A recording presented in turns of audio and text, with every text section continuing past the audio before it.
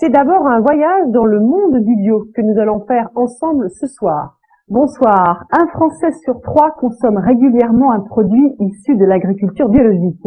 Et la plupart d'entre nous se disent prêts à en acheter s'ils en trouvaient dans leur magasin habituel.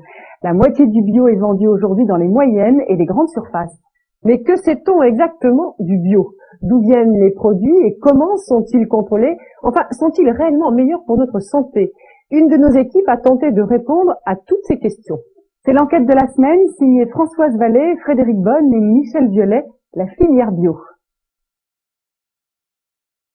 Aujourd'hui, nous allons faire une tarte aux pommes. Alors, pour faire une tarte aux pommes, il faut de la farine. Pour faire la pâte, il faut de la farine qui est faite avec du blé. Vous allez voir la recette de la tarte aux pommes, comme la majorité des Français la font, avec des produits de consommation courante. Et puis, on peut, pour ameublir la tarte, mettre un peu d'huile. Contrairement aux apparences, Claude et Lydia Bourguignon ne sont pas cuisiniers. Il est docteur en sciences, elle est ingénieure biochimiste. Tous les deux étaient chercheurs à l'Institut national de recherche agronomique. Alors tu vois, pour faire une tarte aux pommes, il faut des produits très très simples. Oui, enfin, très simple, moi je veux bien, mais enfin le blé, tu vois, là ce que tu prends c'était le 19e, maintenant tu vois le blé il a traité à l'insecticide. Ensuite, on va lui mettre des engrais chimiques, c'est-à-dire N, l'azote, P, le phosphore, K, la potasse. Comme on met trop d'azote, le blé il pousse trop fort.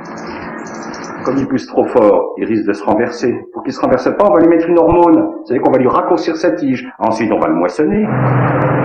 Et pour qu'il ne pourrisse pas, on va lui mettre un antibactérien. On va le traiter au chlorpyrifos. Et ensuite, quand la farine va être broyée, il faut pas que la farine elle s'oxyde. On va lui mettre un antioxydant. Pour la pâte, il faut que je rajoute un œuf. Bien, l'œuf, il a aussi toute une histoire. C'est que cet œuf, il provient d'un élevage industriel. Que ces poules, elles vont recevoir pour vivre une alimentation sous forme de granulés. Alors cette alimentation, elle contient des antioxydants, elle contient des alginates, elle contient des émulsifiants. Et puis comme ça a très mauvais goût tout ça, on va donner un produit qui est à la base de toute l'alimentation animale, qui est l'appétant. C'est ce qu'on appelle, c'est des molécules qui agissent sur le système bulbaire de l'animal et qui font croire que les granulés sont bons. Puis la pauvre poule, elle va manger ça. Alors comme c'est une alimentation très pauvre, ces œufs ils vont être tout pâles. Pour qu'ils soient tout pâles, on va lui donner à manger un colorant, qui est la capsanthéine, comme ça va lui colorer ses œufs. Ton huile, il faut savoir qu'elle a été extraite à l'acétone, elle a ensuite été cuite à l'acide sulfurique.